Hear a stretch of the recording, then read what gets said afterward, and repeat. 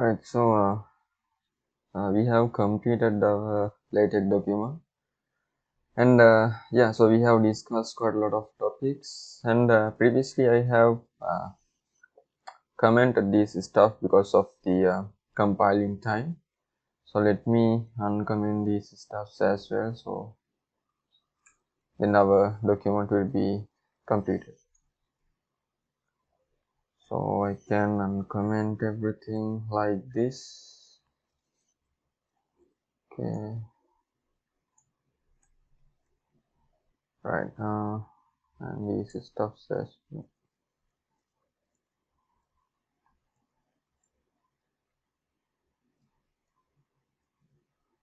Right, now let's try to build it again. So yeah, this will take some time because we have a lot of package imported and a lot of graphic contents are pre-rendering as well. Yeah, okay.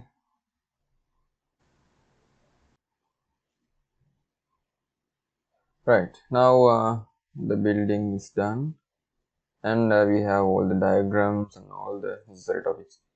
So yeah, in brief, we have discussed a lot of stuff.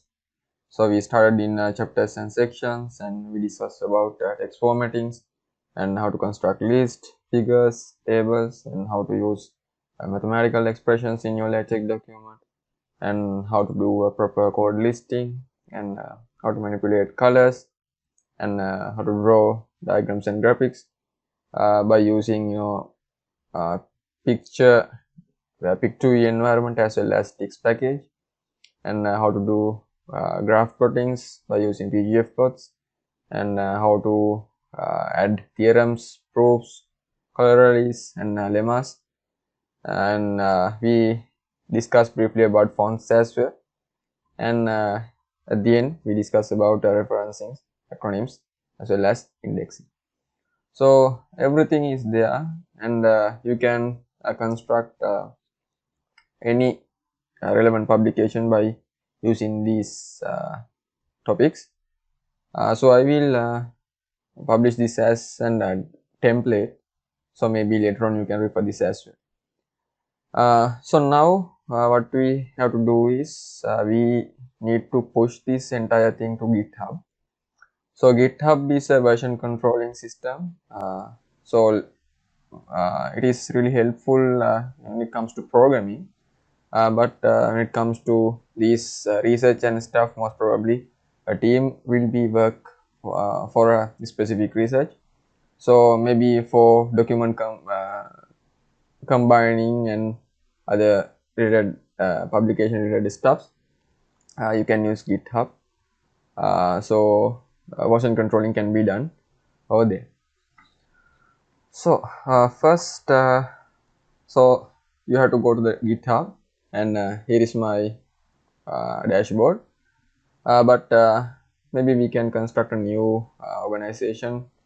So over there we can organize our repository.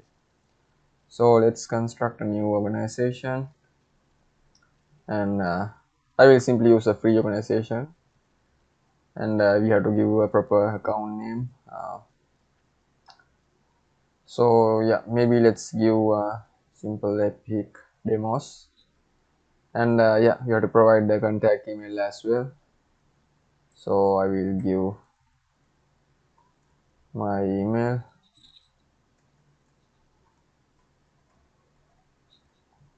and yeah, I will point it to my personal account, and yeah, we have to complete this stuff as well. Okay, and click the agreements.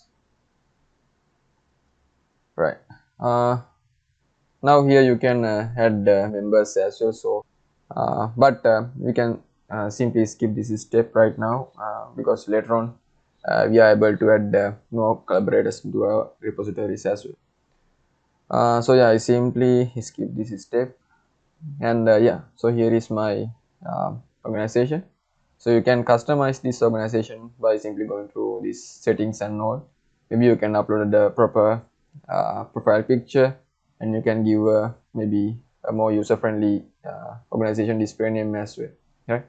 If you have any social links, you can point this stuff over there as well. But for now, I think this default stuff will be enough to achieve our task. And yeah, I will simply go back to my organization. So this is my newly constructed organization. I can simply go over there. And if you go to the browse organization repositories, currently there are no repositories, right? So repository is basically a shared code space where your code can be stored. Then others can refer that repository and push their changes to it as well, right? So let's construct a repository first, and I will maybe give a name. Let's say LaTeX template, and yeah, I will keep this as maybe public, right? So anyone can access it. But if you want to keep it as private, then you can do that as well. But for now, I will simply make it as public, and this stuff I will keep as it is. And let's create a repository. Right now, the repository has been created. So basically now you have to initialize this repository on your local device as well. Then you may able to push your content to that specific repository. So all you have to do is basically if you have GitHub desktop, you can try that out over here.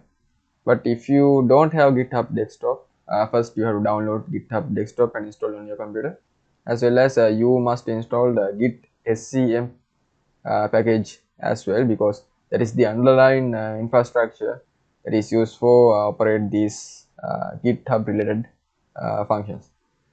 So yeah, make sure to install these two softwares. So maybe I will, yeah, let me show you the websites where you can download this stuff. Right, so this is the website for downloading git scm. So depending on your operating system, you have to choose the correct distribution. So simply download and install it.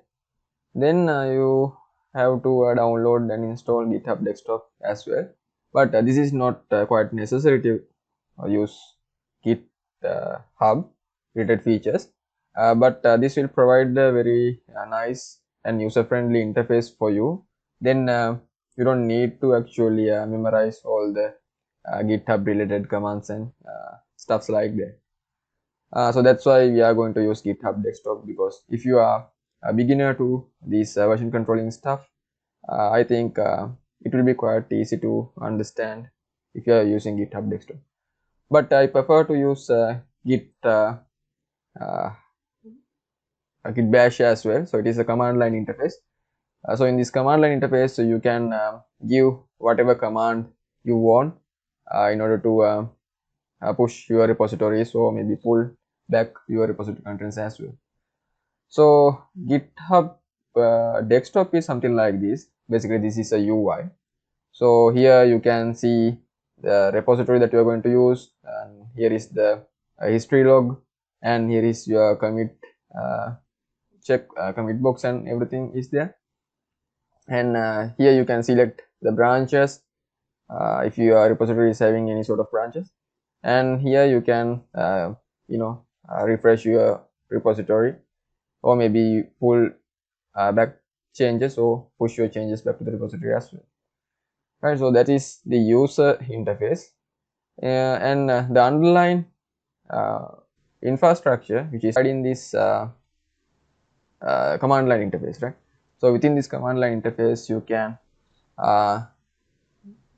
type git related commands, and it will basically uh, uh, initialize your repository related activities.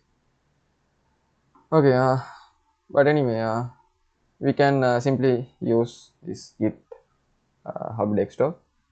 So here in your repository, simply click this setup in desktop option, and let's open our repository. Here you have to point your directory to construct this specific repository, right? Right, so here is our current directory, but let me choose a different directory for now. Maybe local disk C, and yeah, I will choose this default directory, and let me select the folder, and it will create this LaTeX template folder for us. So let's clone it. Right, now we have cloned our document, and you can clone our repository, and you can go to there by simply clicking show in explorer. Right, so this is our local repository directory, and we have to basically move this LaTeX document related content to this folder. Then we can push those files to GitHub. So in order to do that, so this is my current directory. So I will maybe copy the entire content and paste it over there, and maybe let's try to open our LaTeX document again.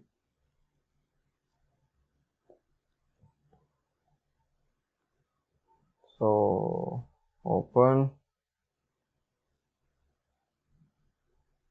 and LaTeX template, right, so everything is there, right? So it is the exact same LaTeX document that we have created. And now if you go to your GitHub desktop, here you can see that a lot of files has been added, but actually we don't need to push this entire stuff to GitHub because some of these files are build temp files. So those temporary files you don't need to push to GitHub repository because in the build time they are constructed in your local directory. So we have to ignore those files as well, and in order to ignore files,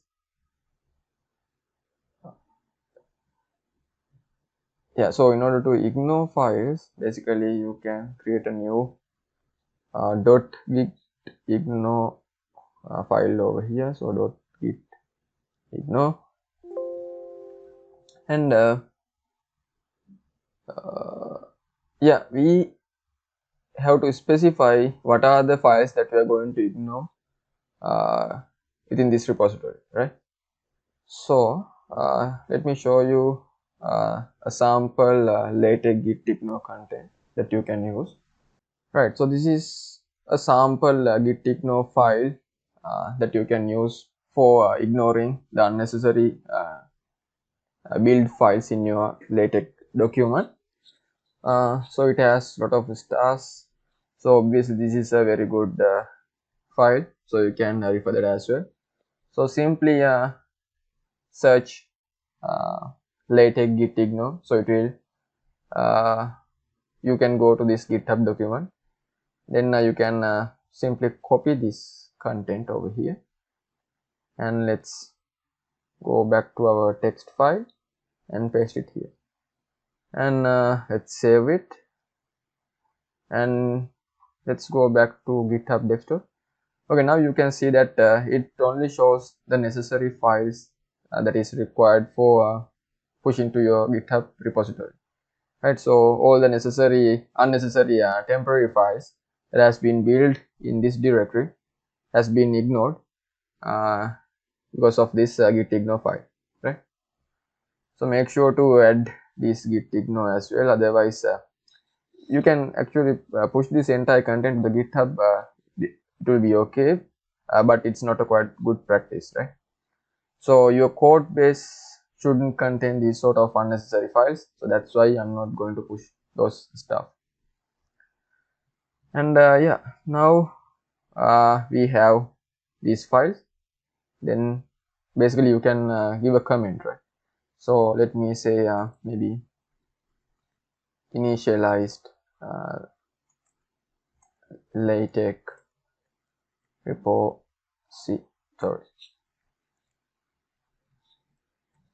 right, and then we can commit to main. So main is the main branch, and it will take some time to add those stuff, and we can publish our branch. So once you publish the branch, your initial content will be replicated in your repository. So simply refresh it.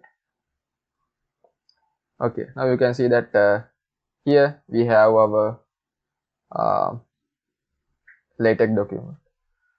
So now you can simply share this repository link among your team members, and they can collaborate to your publication as well. And if you want to add team members to this repository, simply you can go to the settings and go to the collaborator.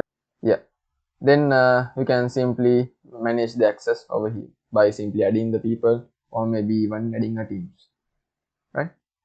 And yeah, so that's how you can push your content to GitHub. And you can even add a readme file as well. So readme file basically describe about your current content in your directory. So yeah, maybe let's try to add that one as well. So I will simply add a readme file over here, and yeah, by default it will give this name, and yeah, so this is the way how we write MD files, right? So this will become a title, and you can go to the preview. So here you can see that now this has been become a title. Likewise, if you want to give some sort of text, you can provide here as well.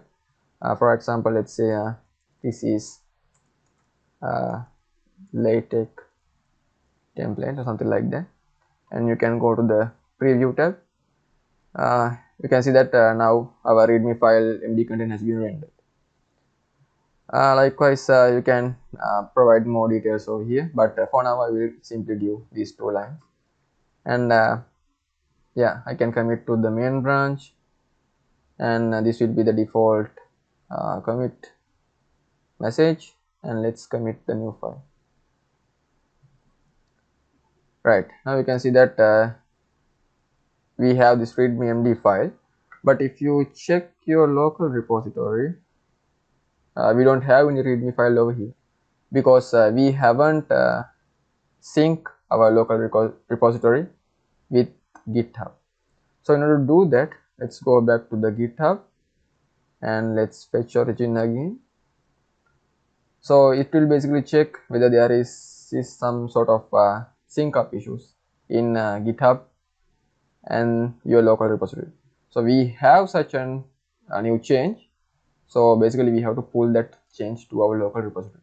So simply click pull origin over here.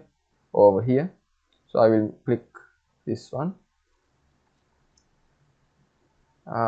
Then it will automatically download the readme file to our local repository. Here now we have that readme MD file content, right? So likewise, whenever you are doing a new change to a repository, make sure to push those changes by committing it over here. Then those changes will be replicated in your repository. Alright, so that's how you can version control your LaTeX document, and this is the end of our LaTeX complete course series. And yeah, if you need any additional stuff that is need to be clarified, please make sure to ask those stuffs as well. And yeah, thank you, and I will see you in the next tutorial series, and goodbye.